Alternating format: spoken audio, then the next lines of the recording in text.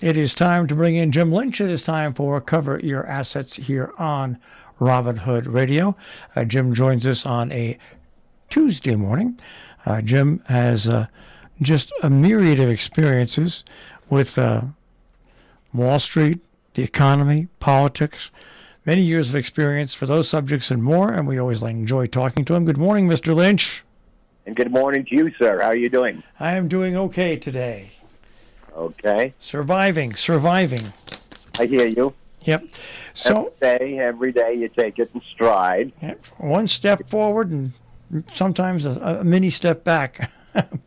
Just a little mini. But you keep going forward. Max mini. I do have a question for you because it's something that I see a lot, I read a lot, and I don't understand a lot. And that is exchange rates, and especially now locally for us, the euro and the U.S. dollar, for the first time in 20 years, are at parity. And what does that mean that they're at parity for the first time? Is that a good thing or a bad thing? Well, for the Brits, it's a bad thing because it means there's a lack of confidence in the country, born of actually the confidence was declining for the last several years, but it really is at its height now with Boris Johnson having to resign and having wasted actually a lot of time. But secondly, in terms of Britain, what's coming into focus now in terms of the world order, so to speak, Brexit was a separation, somewhat of a separation from Europe, and in a way saying, well, we're independent of the world. You know, we can go it on our own. Whereas countries as large as Britain have always had to have allies, etc. So that's why at this moment in time, I believe the confidence has gone to an all-time, not all-time, I don't know that far back, but to a significant low, as you mentioned. But it's really indicative of what's going on in the world right now. Some days it seems like it's coming apart, and some days it seems like we're coming apart. And that does not bode well for the confidence generally, and then specifically, it'll hit a country like Britain. The dollar being very strong is also indicative of the fact that people have been getting out of risk assets and into assets that, like the dollar, are very stable. And when you get involved in the dollar and you buy government bonds, you get less yield, but you get more safety. The word you used was myriad earlier. Honestly, that's the word I had about 10, 15 minutes ago, because that is what is going on. We have, I don't want to complicate this by saying too much, but first of all, we have an inflation that was caused, rightly so, by the federal government spending a lot of money during the pandemic to support people in the lower income bracket so that they wouldn't go into poverty, and with it cause a depression. So we got past that one, and then we decided to engage with Russia in Ukraine, but in a different way than normal. We're not fighting them per se with our men and women and direct contact with our Air Force. Rather, we have decided to do sanctions on their most valuable exports, in this case, oil. So it's wonderful, not wonderful, but they are suffering. Their revenues are suffering to a degree from what we've done there, because Europe has basically cut back on buying oil and gas from them, or buying them in limited amounts. The net result, though, is that it creates a shortage. Russia is one of the biggest exporters of oil. It creates a shortage throughout the world, and obviously in this country as well, since we have such large users of gasoline and oil. The net result is the price of gas has moved up, and corporations have taken advantage and gouged a little bit. But actually, the demand is just there, and it's pushing the price up. And in turn, the general populace is feeling it in terms of increased spending. The increased spending also goes to corporations that now must pay more for their fuel. And finally, in terms of the sanction situation, we have been sanctioning a lot of different people, and in the process, China, for instance, in certain areas, we are clogging up the supply chain. Rather than clogging it up, we've allowed only a minimal amount of stuff to get through on a timely basis. That's the key. If you don't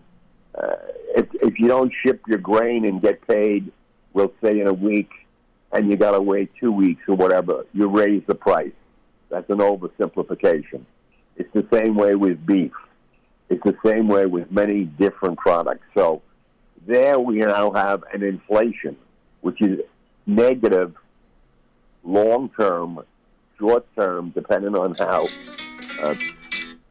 significant it is. And with it, uncertainty. What's it going to cost me to live this week or this month or this year? And finally, getting to the securities markets, there are so many different things going on that people who have had profits and have been taking them have been wise. Others who haven't taken them yet are probably beginning to take them and or take losses. So we now have a negative impact coming from the stock market. And finally, there's actually more than this, but our final note is the Federal Reserve has said they are going to raise short-term interest rates significantly. Now, the test will come, I guess, this coming week or so, in that will they live up to that and go a half or three-quarters of the short end? Will they kind of slow down because things are getting rather ugly in terms of economies and so forth? You don't know, but the market discounts. The market doesn't bother with you don't know. It takes action. And so therefore the stock market has been succumbing to people getting out with profits, getting out with losses, and basically saying, where in the name of God are we going to be in this country with all of this violence going on? What does that mean for, this is really, I hate to say it, business gets really hit by this. In a way, who cares about business and lives are being sacrificed? But the point is, this is an uncertainty that people have tried to live with through the pandemic, and now they're having to try to live through it with inflation and finally a higher interest rate. This could all conclude if indeed the Russians said, okay, fine, we give up, stop buying our oil again. That's part one. Part two, if the Fed said, okay, all right, the inflation's not that bad, we're going to slow down the short-term rate increases. Is that likely to happen soon? Absolutely not. Therefore, as investors, you should be in cash or in 2-year U.S. Treasuries. All right. Now, what I don't understand, I'm reading these stories about the U.S. dollar and the currencies, the exchange currencies between England. Do they still use the euro? So does this mean that the exchange rate is the same with the whole European Union, or just with the United Kingdom? Just with the United Kingdom, and that's their problem now.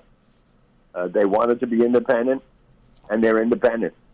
Now, I don't know if the international monetary fund will help them out if they get into difficulty. I'm certain they will, because they pay a lot of dues, so to speak. But right now, it's primarily Britain. I don't know, it's so long ago, but it's not that long ago. If you remember Brexit, when they were trying to get Brexit done, the tremendous confusion in terms of should we, shouldn't we, will it help, will it hurt, whatever. Well, they finally got it done, and then all of a sudden, the need for international cooperation came, and they were pulled back in for a certain amount of supplying military aid to Ukraine. So the French and the Germans, particularly the Germans, have their act together, but they work in concert. Boris Yeltsin, no, not Yeltsin, Johnson has been I don't know, he's been bad news for the Brits. Does that answer your question? I'm sorry. It does answer my question, because it's just one of those things where you look at what's people in this country and the media. I'm going to say a lot of the media in this country tend to look at our financial situation separately and talk about the administration. And this happened obviously also when Donald Trump was president. It doesn't matter who's president, we kind of isolate ourselves when we talk about the finances and what's going on with the economy. But in today's world, because this is the way leaders 20 years ago started to set it up, 20 and 30 years ago, the global economy, there is no separation to me, it appears. Maybe I'm wrong. There is no separation anymore as to what happens to countries in this global economy. It's all for one and one for all. Everybody seems to be in the same pot. Is that true?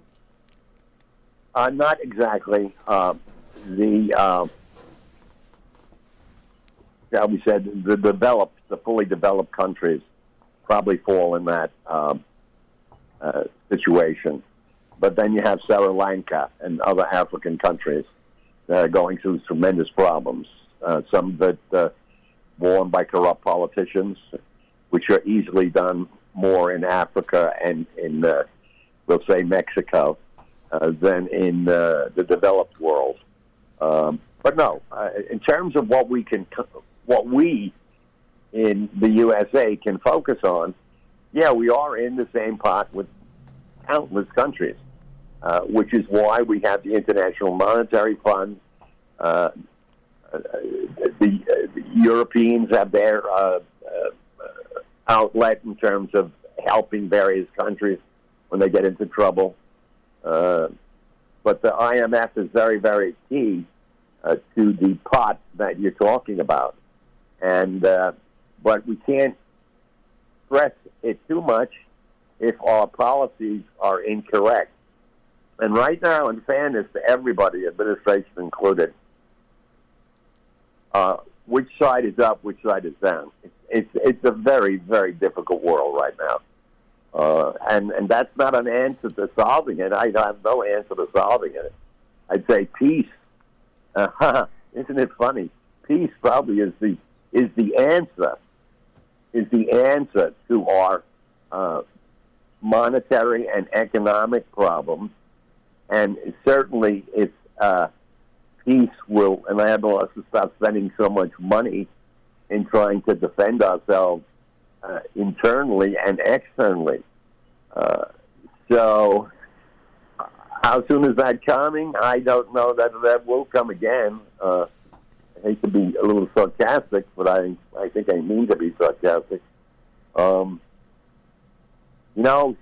Something's happened to this country, a country which we all know in varying ways. Somehow the thing broke down 30, 40 years ago in the education system, and we stopped generally teaching our young people about the country, how it runs, how important it is, and the history of the country.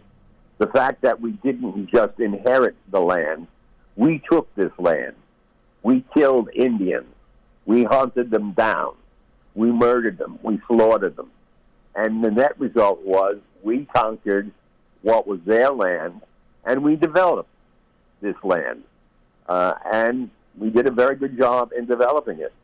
But if students understood how we started, they would begin to appreciate how important it is to be very careful in their dealings with fellow human beings in terms of being honest, fair, nonviolent, listening to what they have to say, and sharing your opinions in a way that will work for everybody involved in the conversation. But again, like this critical race theory thing that we're looking at, courtesy of the white supremacists. Someone pointed out to me just yesterday, most of the people who are white supremacists, power boys or whatever they are, they come from states where the white population is declining, okay? More violence from people in states where the white population is declining. You don't need to spend paragraphs on figuring out what is wrong in this country. But what was it that ignited this last flurry? It was Donald Trump with his violent, autocratic, fascist speech. I can remember him giving a speech on Long Island. He was the president. He was the president, mind you. Now he's the president, the top guy.